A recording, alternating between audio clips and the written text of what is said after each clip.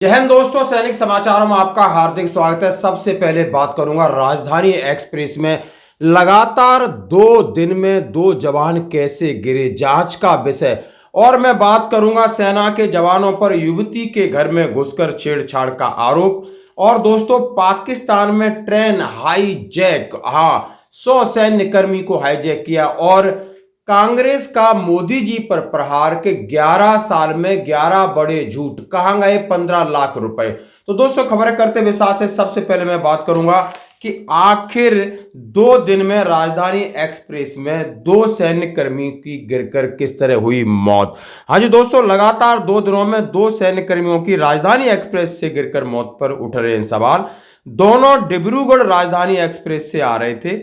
परिजन आशंका जता रहे हैं कि आखिर राजधानी एक्सप्रेस में सफर करने वाले दोनों जवानों की मौत कैसे हुई, ये जांच का विषय है। 8 मार्च की सुबह पड़री अगवार झुगरा रेलवे स्टेशन के बीच एक सैन्य कर्मी का शव मिला। पहचान मेरठ के हस्तिनापुर थाना क्षेत्र के सैफुर कमरचंद गांव निवासी नितिन कुमार 33 के रूप में हुई, जो कि आसाम की 10 बटालियन फील्ड रेजिमेंट में पोस्टेड थे। राजधानी एक्सप्रेस के एसी कोच में सफर कर रहे थे और आसाम के डिब्रूगढ़ से ट्रेन में सवार हुए थे। अगले 9 मार्च को सुबह जिगना बतड़ा के पास शव मिला। शनाख्त जिगना के दोगली गांव निवासी विवेक ओझा के रूप में हुई। विवेक डिब्रूगढ़ राजधानी से एक्सप्रेस से एसी कोच में सवार थे, दीमापुर से ट्रेन में चढ़े थे। उनका भी सब रेलवे लाइन पर ट्रेन पर गिरा मिला। विवेक के साले गंगेश्वर प्रसाद ने कहा कि ऐसा कैसे हो सकता है कि 2 दिन में राजधानी एक्सप्रेस में सफर करने वाले 2 जवानों की मौत हो सकती है।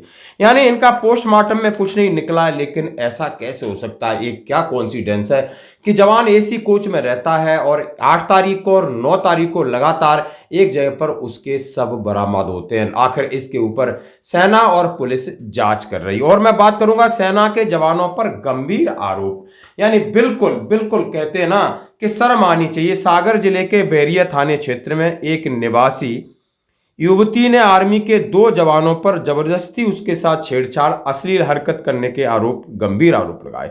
युवती का कहना है कि आर्मी के 2 जवान कुछ दिन पहले उसके घर आए, पानी मांगा।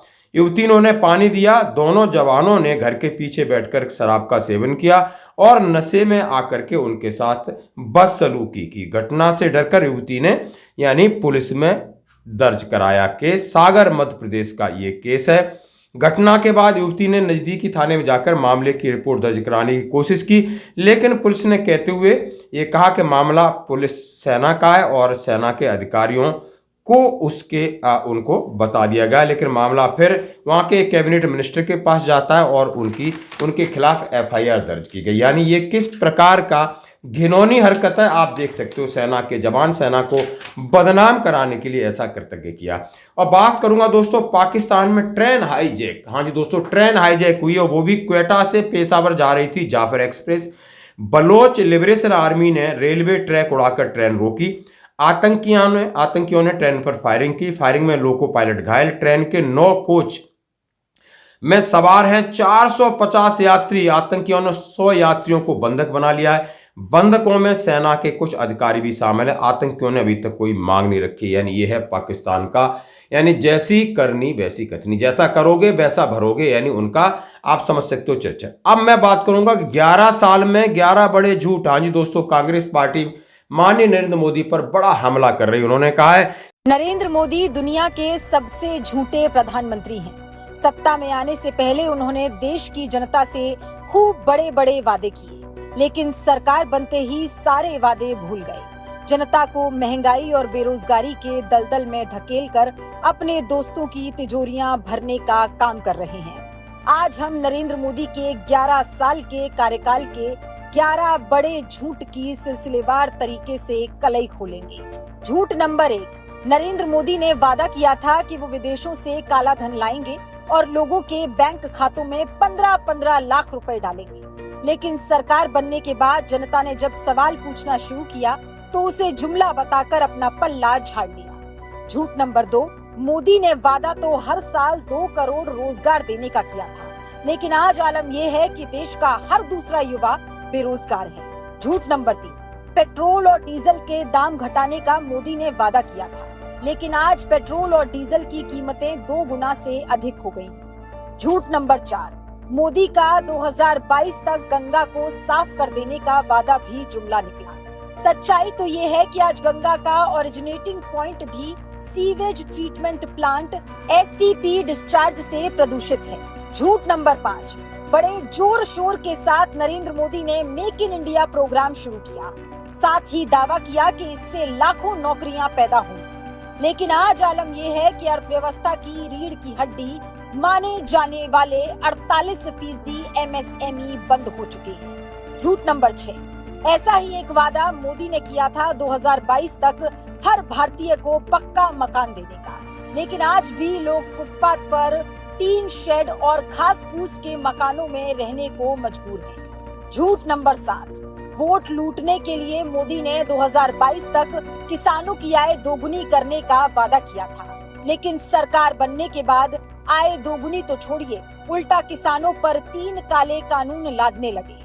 आज स्थिति ये है कि देश के किसानों पर कृषि बजट से 20 गुना कर्ज का बोझ बढ़ गया है। झूठ नंबर 8, नोटबंदी जैसा सनक भरा फैसला लेने के बाद नरेंद्र मोदी ने कहा था कि इससे काला धन खत्म हो जाएगा, नकली नोटों का व्यापार बंद हो जाएगा। लेकिन आज ना ही देश से काला धन खत्म हुआ और ना ही नकली नोटों का व्यापार। झूठ नंबर 9, मोदी ने देश को बुलेट ट्रेन का सपना दिखाया। बोले 2022 तक अहमदाबाद और मुंबई के बीच बुलेट ट्रेन चलाऊंगा, लेकिन सच्चाई पूरे देश के सामने है।